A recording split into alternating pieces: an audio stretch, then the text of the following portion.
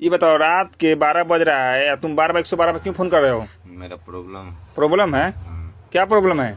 मच्छर बहुत काट रहा है। तो मच्छर काट रहा है तो पुलिस का काम यही रह गया, मच्छर को पकड़ना?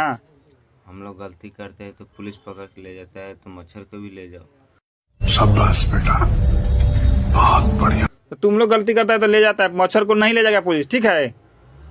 समझा?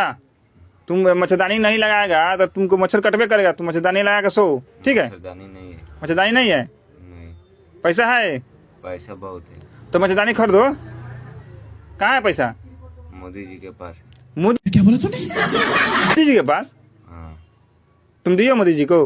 नहीं, मोदी जी देने के लिए बोल रहे थे। मोदी जी देने के बोल रहे थे? कितना बोले हैं? 15 लाख। पैसा नहीं मिलेगा 15 लाख, ठीक है? तुमको हम पैसा दे रहे हैं, ठीक है?